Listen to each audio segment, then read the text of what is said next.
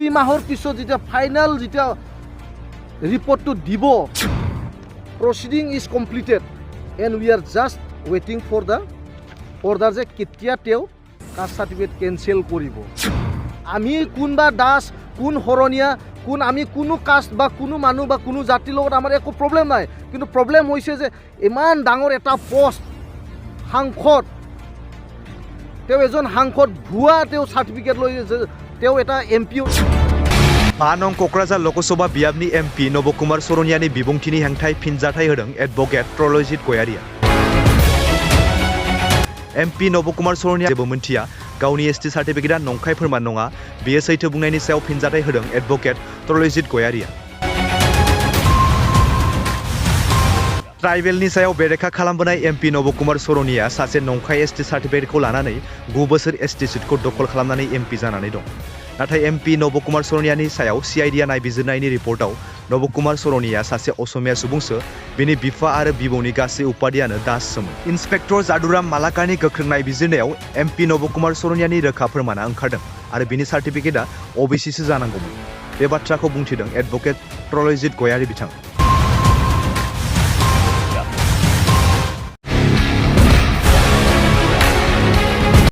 নিউজত বাৰ্তা নটিছ তাতে সাংসদ নৱশৰণীয়া MP ডাঙৰে এটা কথা কৈছে, ন্যায়ালয়ে নাজানে কোনো কাৰণতে ফেক ST নহয় বুলি। এইটো কথাত মই ক'ব বিচাৰিছোঁ, ন্যায়ালয়ে নাজানে এইটো ডাঙৰ কথা নহয়, কিন্তু তদন্তত কি পাইছে এইটোহে কোৰ্টত দাখিল কৰিব। দাখিল কৰাৰ পিছত আমাৰ যিটো ষ্টেট লেভেল স্ক্ৰুটিনি কমিটি আছে, তেওঁলোকে 2 মাহৰ ভিতৰত তেওঁলোকে শেষ কৰিব যে তেওঁ বড়ো কছাৰী নহয়, কাৰণ অলৰেডি CIDয়ে তাতে অলৰেডি দাখিল কৰিছে যে তেওঁ বড়োৱে নহয়, কাৰণ ৰিপৰ্ট আছে CIDৰ আমাৰ হাতত ইয়াতে ৰিপৰ্ট আছে, তাতে 11 নম্বৰৰ CID দফাত আছে যে তেওঁৰ দেউতাই যিহেতু আৰ্মি আছিলে, এক্স আৰ্মি, তাতে in the certificate issued by commanding officer of Assam regimental centre Shillong entitle certificate of ডিscharge of transfer of reserve and recommendation of civil employment dated 15 November 1980 the name of Shri Nabakumar Charaniya father was written as Naik Lokhikando Das, son of late Selaram Das, and his class was written as Assamese and subclass as Das. গতিকে তাতে আমি স্পষ্ট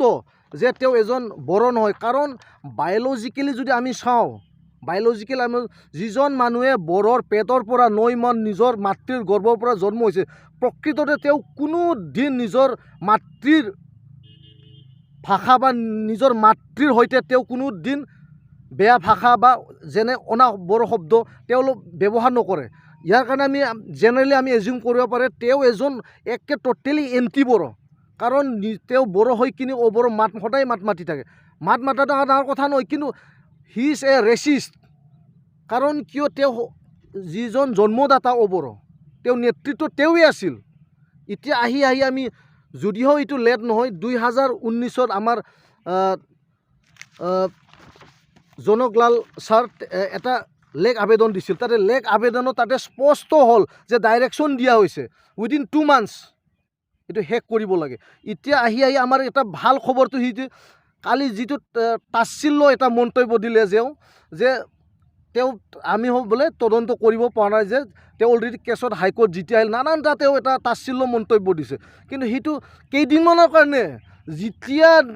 2 মাহৰ পিছত যেতিয়া final যেতিয়া বৰ্তমান যিটো প্ৰতিবেদন দাখিল কৰিছে CIDয়ে, যিটো আমি ৰিপৰ্টত পাইছোঁ, এইটো চাৰ্টিফাইড কপি, এইটো আমি কোনো কাৰোবাৰ মুখৰ পৰা কাৰোবাৰ CID কৰি আমি নিজে কোনো তদন্ত কৰা নাই। সেইটো এটা ডাঙৰ সংস্থা অসমৰ CID, তেওঁলোকে এইটো দাখিল কৰিছে, এইটো আমাৰ মুখে কোৱা নাই, এইটো CID ৰিপৰ্টে কৈছে। আপোনালোকে চাওক, মই দেখাই দিম, এইটো কাগজত চাওক কি স্পষ্টকৈ আছে, তাতে লিখা আছে to the director welfare tribes and backward class Assam Rukmini Nagar. আৰু এইটো তদন্ত কৰিছে আমাৰ কোনে তদন্ত কৰিছে, চব ইন্সপেক্টৰ যাদুৰাম মালাকৰ, তেওঁ তদন্ত কৰি সেইটো দাখিল কৰিছে। তাতে স্পষ্ট পেজ বাই পেজ, শব্দ বাই শব্দ তাতে লিখা আছে যে তেওঁ এজন বড়ো কাষ্টৰ মানুহেই নহয়। গতিকে সেইটো আমি কোনোবা জনকলাল বা কোনোবা নিজৰ পকেটৰ কাৰণে নেতা হোৱাৰ কাৰণে কোনোবা পইচা তুলি কালি আজি সাংবাদিক মেল কৰিছে, তেওঁ কালি এটা তাচ্ছিল্য কথা কৈছে যে কাৰোবাৰ নেতা হোৱাৰ কাৰণে যে 1 টকা 2 টকা তুলি কেনে কিবা এটা নিজৰ কি ডাঙৰ বনাই কেনে সেইখিনিতো কথাটো নিউজৰ মাজত আহিছে, তেওঁ এটা কৈছে, কিন্তু সেইটো নিউজ এইটো কোৱা নাই। এইটো ৰিপৰ্টে কোৱা নাই ৰিপৰ্টে স্পষ্ট যে নৱকুমাৰ চৰণীয়া প্ৰকৃত কোন হয় তেওঁ হয় MOBC OBC তেওঁৰ চাৰ্টিফিকেটটো একচুৱেলি হ'ব লাগিছিল OBC মানুহ এণ্টায়াৰ ফেক্ট অফ যিটো আমাৰ দিছে ইয়াতে CID ৰিপৰ্ট দিছে তেওঁ OBC মানুহ হয় কোনো ST মানুহ নহয় এইখিনিয়ে 3 মাহৰ পিছত যেতিয়া ফাইনেল যেতিয়া ৰিপৰ্টটো দিব